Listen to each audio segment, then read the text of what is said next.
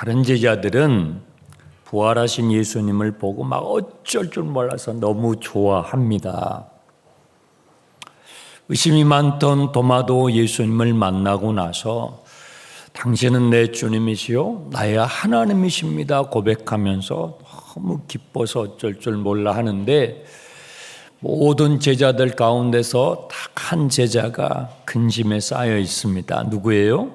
시몬 베드로입니다. 예수님이 부활하신 것은 좋지만 그 주님을 부인했다고 하는 죄책감 때문에 너무 괴로운 것입니다. 예수님이 시몬 베드로를 만났을 때에 처음에 그의 이름은 시몬이었습니다. 예수님께서 이름을 바꿔주시죠.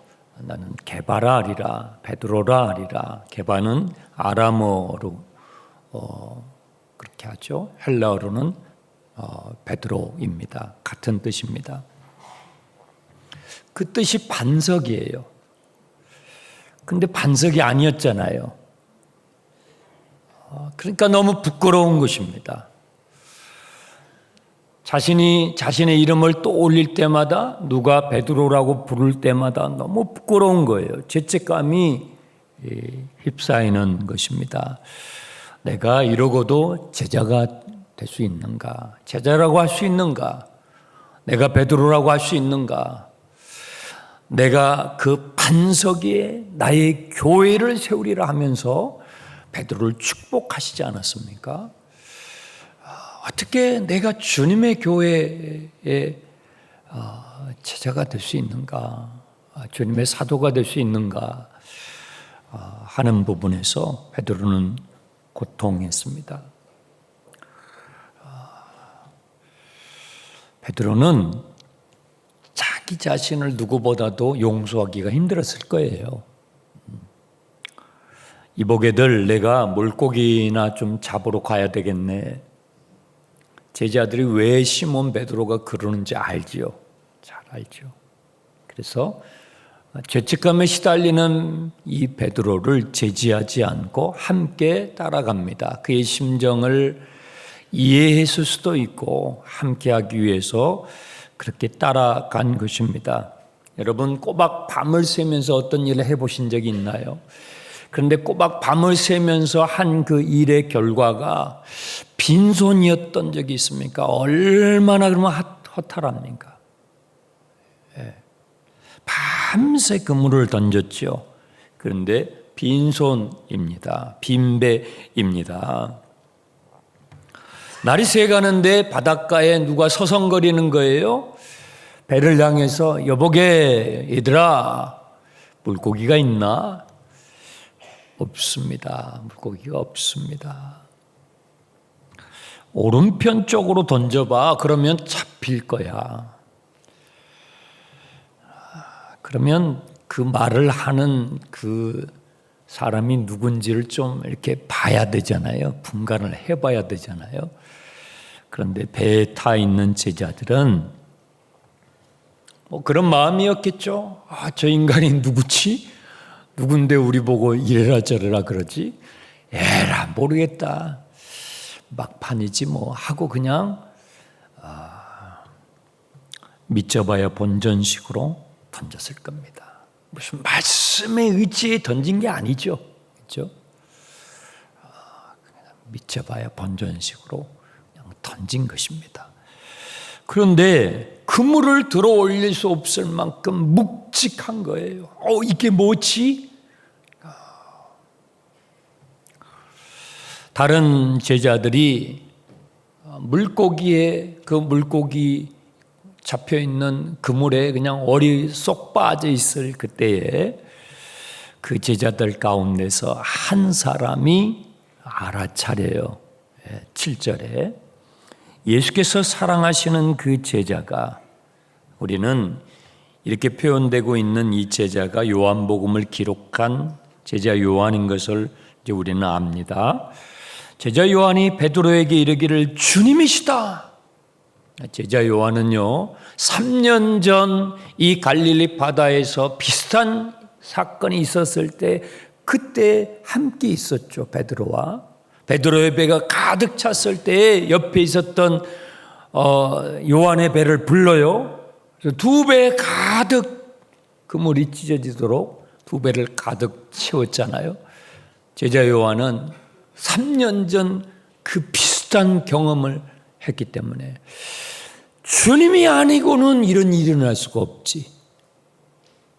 주님이 아니고는 어떻게 이런 상황에 반전을 할 수 있는가? 주님이시구나 하면서 시몬 베드로에게 이렇게 말을 한 거예요.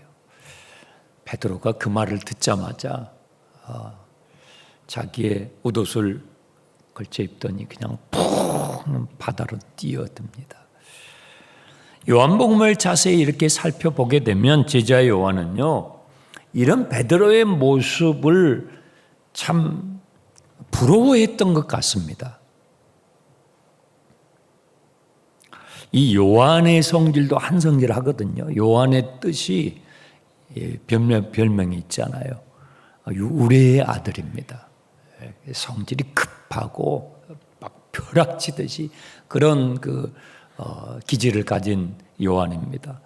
예수님을 만나고 나서 이 요한이 다른 누구보다도 주님을 사랑하는 제자였고 주님을 사랑하는 부분에서 둘째가라면 서로 할 정도로 요한복음에 자신을 표현을 하기를 주님께서 사랑하시는 제자라고 자기를 이렇게 표현할 정도로 주님을 사랑하는 사람이었습니다. 그런데도요, 이 요한이 이런 베드로의 이런 모습을 무척 부러워했던 것 같아요. 베드로는요, 주님을 사랑하는 데 있어서는 주저가 없어요. 항상 요한보다 한 발 빨라요. 요한도 우리의 아들 같거든요. 정말 주님을 사랑하는 부분에서는 뒤처지지 않아. 누구보다도 뒤처지. 십자가 옆까지 갔던 제자는 제자 요한밖에 없었잖아요. 그렇지만 3년의 공생애를 놓고 봤을 때에 주님을 사랑하는 부분에서는 시몬 베드로에게 한 발 뒤처져요. 이걸 요한복음에다가 군데군데 기록을 해 놓았어요. 예를 들면 예수님이 체포되실 때, 그렇죠? 체포되실 때 제자들이 품속에 다 칼 가지고 있었거든요. 너희가 검을 준비하라고 주님이 하신 말씀이 있어요. 근데 제자들은 뽑을까 말까예요. 뽑을까 말까 주저하는데 주저함 없이 누가 뽑아요? 시몬 베드로가 뽑아서 말구의 길을 잘라버려요. 베드로는 주저함이 없어요. 막달라 마리아가 예수님이 부활하셨습니다. 부활하신 예수님을 그 주님의 그 무덤이 빈 무덤이었다라고 막달라 마리아가 막 와가지고 이야기를 하잖아요. 그러니까 베드로가 뛰쳐나갑니다. 그 뒤를 따라서 요한이 뛰쳐나가요. 누가 앞질러요? 요한이 앞질릅니다. 주님을 사랑하는 마음에 있어서는 요한이 베드로에게 뒤처지지가 않는데 재밌는 장면은요. 무덤 앞에 와서 요한은요. 들어갈까 말까 그래요. 그런데 베드로는 뒤로 쳐졌다가 그냥 들어가 버려요. 주저하지 않아요. 칼을 뽑는데도 주저하지 않고 무덤 속에 들어가는 것도 주저함이 없어요. 여기서도 마찬가지예요. 요한이 먼저 알아차렸어요. 그렇죠? 그 지금 바닷가에서 서성거리고 있는 오른편에 그물을 던져봐. 그러면 고기 잡힐 거야. 요한이 먼저 주님이시구나 다 알아. 근데 요한은 몸을 던질까 말까. 베드로는 생각도 안 해요. 그런 주저함이 아예 없어요. 그냥 들어가요. 저는 이 요한복음을 제자 요한이 기록하는 그런 내용들 쭉 보면서 이런 시몬 베드로의 모습을 제자 요한이 부러워했었구나. 요한복음 마지막 장에서까지 시몬 베드로의 모습을 요한은요 생략할 수 있잖아요. 여러분이 요한복음을 쓴다고 생각해 봐요. 그러면 내가 주님을 제일 사랑해요. 그러면 여러분 중심으로 이렇게 딱 이렇게 쓸 수 있잖아요. 그런데도 제자 요한은요, 이런 시몬 베드로의 모습을 다 기록해 놨어요. 다른 복음서에 없어요. 주님을 사랑하는 부분에서는 멈춤이 없는, 주저함이 없는 이 시몬 베드로의 모습이 정말 주님을 사랑했던 제자 요한조차도 부러워할 만했다라는 것입니다. 여러분은 어떠세요? 여러분은 들어갈까 말까 그러죠. 뽑을까 말까, 뽑을까 말까, 헌신할까 말까, 순종할까 말까. 누군가가 먼저 이렇게 하면 따라가고, 누가 하는 것 같으면 따라가고, 항상 주저. 그걸 가르쳐 주는 거예요. 무트로 올라와 보니까 숯불이 탁 피어져 있어요. 그리고 거기에 숯불만 있는 것이 아니라 물고기와 빵이 준비되어 있어요. 야, 얘들아 이리 와서 조반을 먹어라. 얼마나 밤새 배가 고팠겠습니까? 아니, 물고기라도 이렇게 한 마리 이렇게 잡으면요, 횟감이라 탁탁 떠가지고 야참 먹잖아요. 근데 밤새 그물질이 힘들어요. 그물 던졌다가 다시 건져 올렸다가 다시 그걸 펴가지고 던졌다가 올렸다가 이게 노동입니다. 굉장히 힘든 거예요. 그런데 한 마리도 못 잡았으니 뭐 그 횟감이 어디 있어요? 바다에서 물고기를 잡아가지고 그걸로 매운탕 끓이잖아요. 너무 맛있습니다. 저는 먹어봤어요. 제가 섬에서 첫 목회를 했잖아요. 그때는 전도사 때인데, 전도사님 배 타러 가시죠. 이 풍랑이 싹 이렇게 올라올 때 그때 고기들이 올라와요. 이렇게 잔잔할 때는 고기들이 좀 밑으로 내려가 버려요. 근데 풍랑이 이렇게 치잖아요. 그때 고기들이 올라온단 말이에요. 좋은 고기들이, 힘 있는 고기들이. 그래서 그물을 던지는 사람들은 언제 어떤 물때에 나가야 고기가 잡히는지를 알아요. 낚시하는 분도 알잖아요. 가시죠 그러더라고요. 그래서 따라갔죠. 막 이렇게 배가 노는데요. 거기서 그냥 던지는 거예요. 잡아가지고 쫙 떠서 쫙 먹고, 나머지 가지고 이렇게 매운탕을 쫙 끓이고 거기 라면이 들어가요. 라면이 들어가요. 그 생선 뼈에 라면 탁 넣어가지고 막 우리잖아요. 이야, 뭐 끝내줘요. 그거 먹다가 표류했어요. 배가 엉뚱한 데로 가가지고 안개 속에 표류해가지고 아주 그냥 또 고생을 죽으라고 했는데요. 근데 이게 밤새 그물질을 했는데 한 마리도 못 잡았으니 뭐 어떻게 해요? 라면도 없는 시절이죠. 얼마나 허기졌겠어요. 예수님께서 숯불을 피워놓고 거기에 물고기를 다 올려서 다, 얼마나 냄새가 그냥 기가 막히게, 또 빵까지 그냥 다 준비를 해놓으신 것입니다. 먹을 자격이 있습니까? 없죠. 먹을 자격이 없는 제자들에게 주님께서 아침밥상을 이렇게 내어주시는 것입니다. 주님이 아침밥상을 제자들에게 내어주시는 것은요, 뭐예요? 어떤 의미가 담겨 있을까요? 내가 너희들 이해해. 내가 너희들 마음 이해해. 너희들의 약함을 내가 이해해. 여러분, 이해 안 하면 밥상 못 나와요. 그렇죠? 이해가 안 되면 어떻게 밥상을 준비해요? 어떻게 숯불을 피워줘요? 내가 너희를 이해해. 괜찮아. 내가 너를 용서한다. 그런 의미가 이 주님의 아침 밥상에 담겨 있습니다. 제자들이요, 아무 말하지 못하고 밥을 먹어요. 이 숯불과 주님이 준비하신 구운 물고기와 빵은요, 기억의 장치예요. 뭔가를 기억나게 하는 거예요. 기억의 장치예요. 여러분, 좋은 기억이 있습니다. 유쾌하고 즐거운 기억을 떠올리게 하는 기억이 있죠. 하물또 반대로 수치심과 죄책감을 불러일으키는 또 기억이 있습니다. 숯불은요, 시몬 베드로에게 죄책감을 불러일으켜 소환시키는 기억의 장치예요.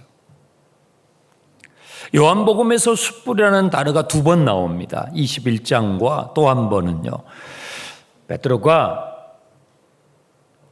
대제사장의 뜰에 가서 예수님이 체포되어 가지고 신문을 당하실 때, 그때 그 대제사장의 뜰에 모닥불이 펴져 있었어요. 그 숯불이 지금 21장의 이 숯불과 원어가 똑같아요. 안트로키아라는 단어예요. 똑같은 단어예요. 그래서 시몬 베드로는요, 그 숯불을 보는 순간 뭐가 떠올랐을까요? 자신이 그 대제사장의 뜰에서 숯불에 몸을 쬐면서 숨어서 신문 당하시는 예수님을 지켜보다가 주님을 부인했던 그 순간이 떠오르는 거예요. 기억의 장치예요. 주님이 얼마나 지혜로우신지 아세요? 지금 이 시몬 베드로 한 명을 다루시는데요, 이런 소품들을 다 준비해 놓으셨어요. 정말 주님은 지혜로우셔요. 야단치지 않으세요. 그 숯불 하나를 가지고 시몬 베드로의 기억을 소환하시는 거예요. 주님의 내적 치유 방법이에요. 또 물고기와 빵은요, 베드로에게 있어서 즐거운 기억을 소환해요. 뭐죠? 바로 이 디베라 바닷가에서 있었던 거예요. 디베라 바다 건너편의 빈들에서 물고기 2마리와 보리떡 5개를 가지고 배가 고픈 사람들 5,000명 이상을 그때 먹일 때, 그때 물고기와 빵을 가지고 주님이 하셨거든요. 근데 거기가 디베라에서요. 지역이 똑같아요.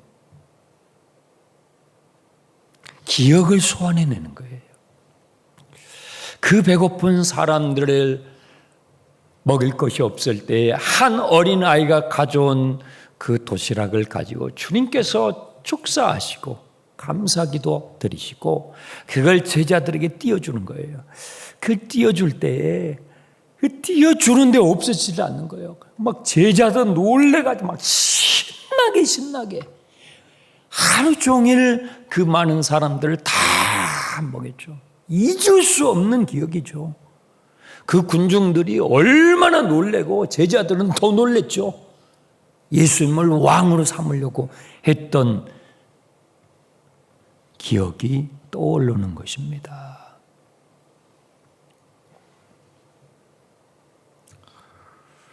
조용히 조반을 다 먹고 난 후에 15절이요. 이제 예수님께서 베드로에게 입을 열어서 질문을 하십니다. 요한의 아들 시몬아, 내가 이 사람들보다 나를 더 사랑하느냐? 그러니까 예수님께서 3번째 갈릴리에서 나타나셨을 때는 시몬 베드로를 생각하고 오신 거예요. 2번째 때는 도마, 그렇죠? 3번째 때는 여전히 마음의 죄책감에 시달려서 내가 이러고도 사도가 될 수 있을까? 내가 이러고도 주님의 일을 할 수 있을까? 나는 이제 자격이 없어. 죄책감에 빠져있는 이 베드로의 마음을 아시고 주님께서 찾아오셔서 먼저 밥을 먹여주시고 그리고 나서 다 먹은 후에, 그렇죠? 다 먹은 후에 본론을 들어가는 거예요. 여러분, 집에서요, 이렇게 식사하실 때 밥 다 먹은 후에 잔소리를 해야 돼요.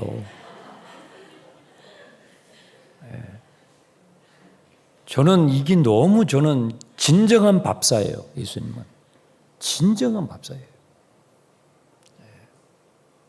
밥을 먹고 있는데 막 죄책감을 주고 내가 공부를 하느냐 안 하느냐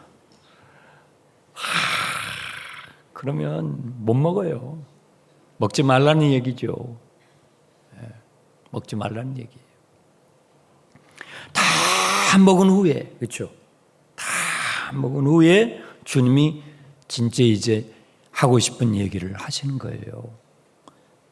요한의 아들 시몬아, 내가 이 사람보다 나를 사랑하느냐? 주님의 이 질문도 대단한 질문이지만 이 베드로의 이 대답을 보세요. 주저함이 없어요. 주저함이 없어요. 주님, 그렇습니다. 주저함이 없어요.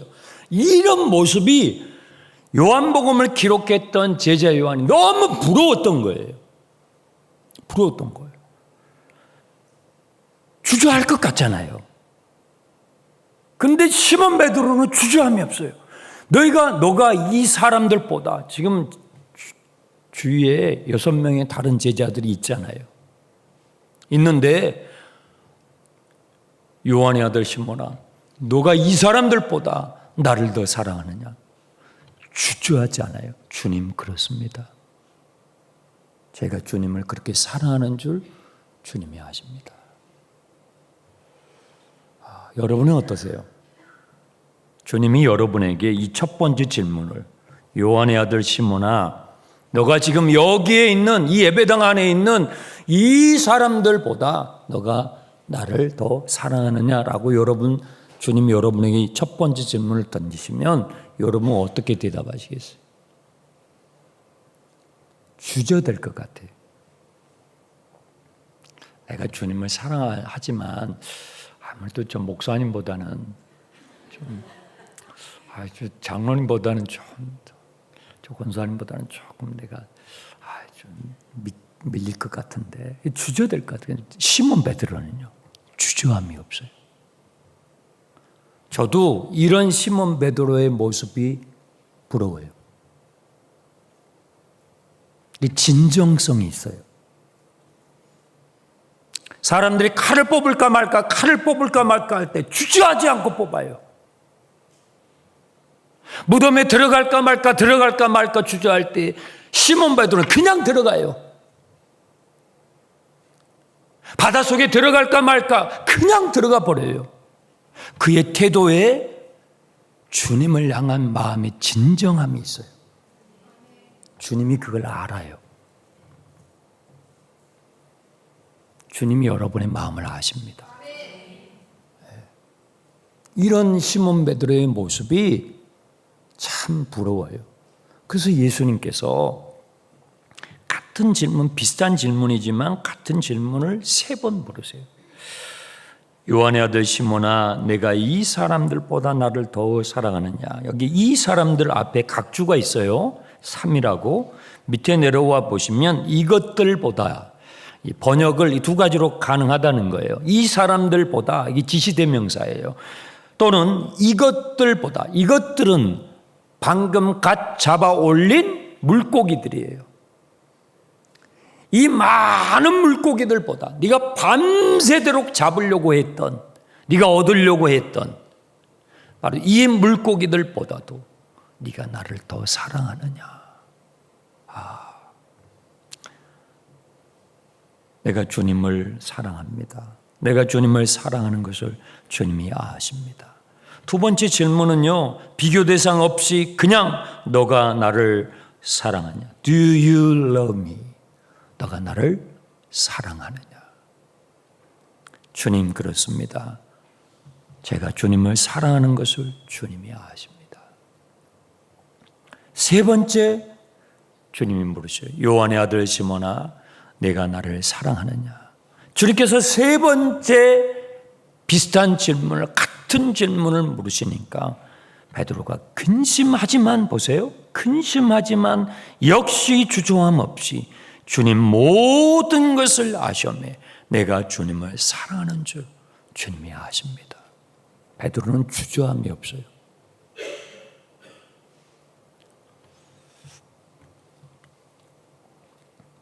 왜 예수님이 베드로에게 세 번의 질문을 하셨을까요? 네, 베드로가 죄책감에 괴로워하는 걸 알고 계시기 때문에, 그 숯불 앞에서 베드로가 세 번 주님을 부인했기 때문에 그 숯불 앞에서 다시 주님을 사랑한다라고 세 번 고백하게 해주는 거예요. 확인시켜 주시는 거예요. 그리고 다시 일을 맡기세요. 내 어린 양을 먹여라. 내 양을 쳐라. 내 양을 먹여라. 숯불 앞에서 세 번 부인해서 죄책감에 눌려있는 이 베드로를 그 죄책감으로부터 자유케 해서 다시 주님의 사도로 세우시기 위해서 그 숯불 앞에서 주님을 사랑하느냐고 세 번 물으시고, 그 사랑을 확인하시고 난 후에 주님의 일을 세 번이나 맡기시는 주님의 모습을 보는 것입니다. 왜 예수님은 베드로야 하지 않으시고 요한의 아들 시몬아라고 세 번 부르셨을까요? 왜 그러셨을까요? 여러분, 요한복음 1장에 보시면 주님께서 시몬 베드로를 처음 만나는 장면이 1장에 나와요. 거기서 너는 요한의 아들 시몬이라고 불리지만 장차 너가 게바라 베드로라 하리라. 주님이 그렇게 말씀하셔요. 주님은요, 처음 시몬을 만났을 때 요한의 아들 시몬아라고 부르셨어요. 그를 처음 만나셨던 장소에서, 그렇죠? 그를 처음 부르셨던 대로 요한의 아들 시몬아라고 부르시는 것입니다. 내가 너를 처음 만났을 때부터, 내가 너를 처음 불렀을 때부터 너가 요한의 아들 시몬인 걸 내가 알고 있어. 너가 부족한 존재인 걸 알고 있어. 너가 자격이 없는 존재인 걸 내가 알고 있어. 그 말이에요. 베드로야라고 부르지 않으세요. 반석아라고 부르지 않아요. 반석이 아니잖아요. 무너졌잖아요. 쓰러졌잖아요. 요한의 아들 시몬아라고 부르세요. 그를 처음 만나셨던 바로 그 장소에서, 처음 불러주셨던 그대로. 주님은요, 우리의 첫 모습을 기억하세요. 여러분은 잊어버리죠? 진짜 나 처음부터 권사인 줄 알아. 처음부터 나 장로고 목사야. 처음부터. 저는 우리 교회 부임했던 4년 전 처음 제가 교회 올 때 그 모습을 기억해요. 원래 이 모습이 아니었죠. 주님이 여러분을 처음 만나셨을 때 그 모습을 주님은 기억하세요. 여러분이 얼마나 부족한 존재이고, 얼마나 죄인이고, 얼마나 자격이 없었고, 그렇죠. 얼마나 자격이 없었는지 주님이 그 모습을 기억하셔요. 요한의 아들 시몬아, 그 의미예요.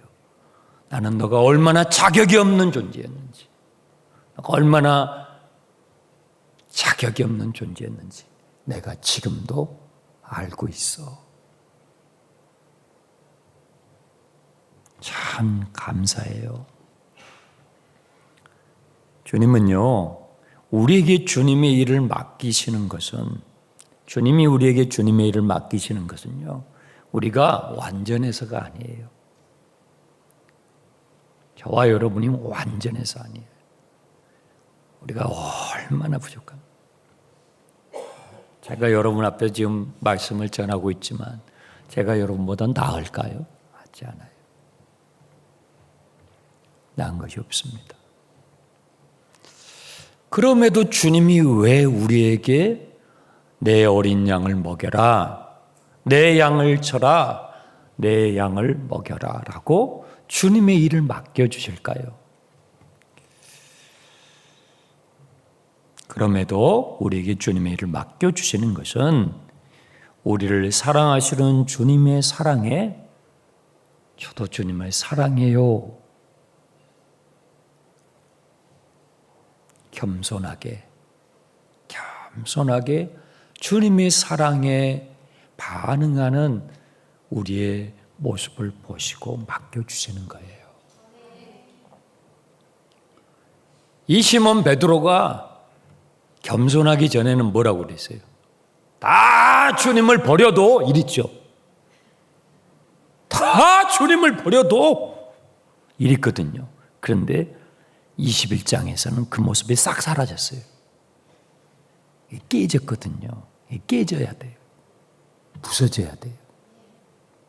그래야 우리 안에 있는 이런 오만함, 타인에 대해서, 옆에 있는 사람들에 대해서 내가 얼마나 부족한 사람인지, 내가 얼마나 자격 없는 존재인지를 내가 그 깨어짐을 통해서 나 자신을 다시 발견할 때 우리는 겸손하게 주님, 저는 아무 자격이 없지만 그러나 주님이 저를 사랑해 주시니 저도 주님을 사랑합니다.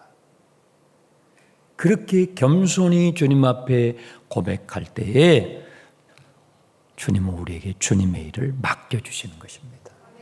여러분 모세 보세요. 주님이 언제 모세를 부르십니까? 80세에 부르셔요. 모세 40세에 부르지 않았죠. 모세가 40세에 주의 일을 하고 싶었죠. 오만했습니다. 내가 이집트의 왕자인데, 그렇죠. 이집트의 학문과 무예를 익히고 권력이 있고 지식이 있고 힘이 있었죠. 그때에 주님은 모세를 부르지 않았습니다. 그 모세를 오히려 광야로 부르는 광야로. 이게 깨어지는 거예요. 부서지게 만드는 거예요. 깨어져야 교만이 빠져요. 주님, 제가 주님을 사랑하는 것을 주님이 아십니다. 이 겸손이셨잖아요. 내 어린 양을 먹여라. 내 양을 쳐라. 내 양을 먹여라. 여러분 주님을 사랑하십니까? 네. 그럼 주님의 일을 하십시오. 겸손히 하십시오. 겸손히. 그리고 시몬 베드로처럼 주저하지 말고 할까 말까 세월 다 보내지 마시고 이 시몬 베드로의 주저함 없는 주님을 향한 사랑, 그렇죠. 사도 요한은 요한복음을 기록하면서 자신도 주님을 사랑하는 것에 있어서는 누구에게도 둘째가라면 서러운 사람이었지만 주저하지 않는 시몬 베드로의 모습, 부족해도 주님 앞에 반응하는 데 있어서는 머뭇하지 않는 시몬 베드로의 그 모습이 너무 잊혀지지가 않은 거예요. 잊혀지지가 않는 것입니다. 요한이 요한복음을 썼을 때 이미 시몬 베드로는 순교했습니다. 죽었습니다. 그렇지만 그의 모습은 지상에서는 볼 수 없지만 제자 요한은 자신과 함께 주님을 따라갔을 때에 시몬 베드로의 그 주저함 없이 주님을 사랑했던 그 모습을 너무 아름답게 기억했던 것입니다. 저와 여러분의 삶도 이렇게 되기를 바랍니다.